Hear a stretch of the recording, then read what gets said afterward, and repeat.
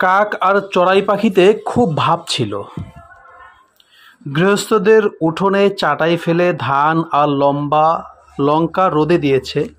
চড়াই তা দেখে কাককে বলল, বন্ধু, তুমি আগে লঙ্কা খেয়ে শেষ করতে পারবে না আমি আগে ধান খেয়ে শেষ করতে পারবো? কাক বলল, আমি লঙ্কা আগে খাবো। চড়াই বলল, না, আমি ধান আগে খাবো।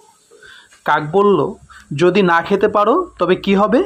চড়াই বলল, যদি না খেতে পারি তবে তুমি আমার বুক খুঁড়ে মাংস খাবে। এই বলে তো দুজনে ধান আর লঙ্কা খেতে লাগলো। চড়াই কুটকুট করে এক একটি ধান খায় আর কাক খপ খপ করে এক একটি লঙ্কা খায়। দেখতে দেখতে কাক সব লঙ্কা খেয়ে শেষ করলো। চড়াইয়ের তখন ধানের সিকি ভাগও খাওয়া শেষ হয়নি। তখন কাক বলল, কি বন্ধু এখন?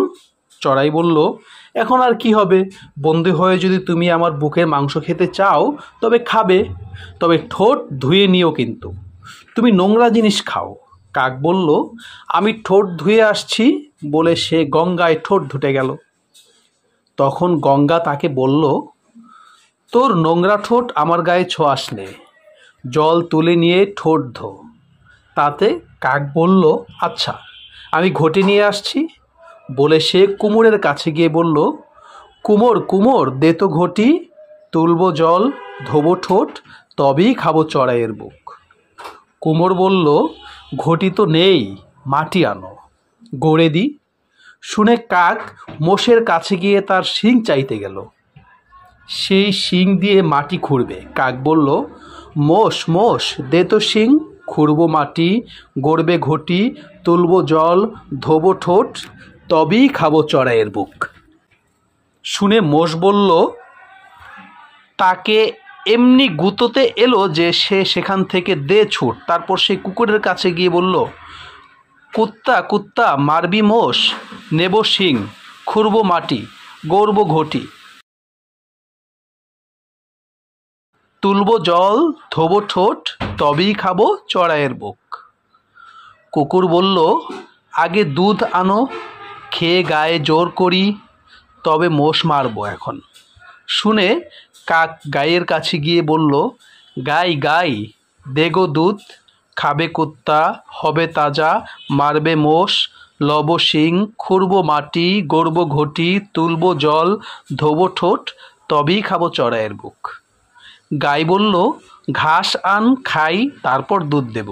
শুনে কাক মাঠের কাছে গিয়ে বলল, মাঠ মাঠ, দে তো ঘাস, খাবে গাই, দেবে দুধ, খাবে কুত্তা, হবে তাজা, মারবে মোষ, লব শিং, খুঁড়বো মাটি, গড়বে ঘটি, তুলবো জল, ধোবো ঠোঁট, তবেই খাবো চড়াইয়ের বুক। মাঠ বলল, ঘাস তো রয়েছেই, নিয়ে জানা। তখন কাক কামারের কাছে গিয়ে বলল, কামার কামার, দে তো কাস্তে, কাটবো ঘাস, খাবে গাই, দেবে দুধ, খাবে কুত্তা, হবে তাজা, মারবে মোষ, লব শিং, খুঁড়বো মাটি, গড়বে ঘটি, তুলবো জল, ধোবো ঠোঁট, তবেই খাবো চড়াইয়ের বুক। কামার বলল, আগুন নেই, আগুন নিয়ে আয়, কাস্তে গড়ে নি।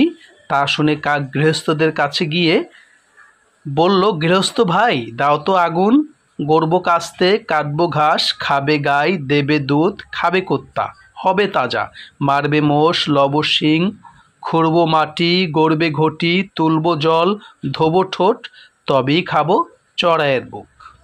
তখন গৃহস্থ এক হাঁড়ি আগুন এনে বলল, কিসে করে নিবি? বোকা কাক তার পাখা ছড়িয়ে বলল, এই আমার পাখার উপরে ঢেলে দাও।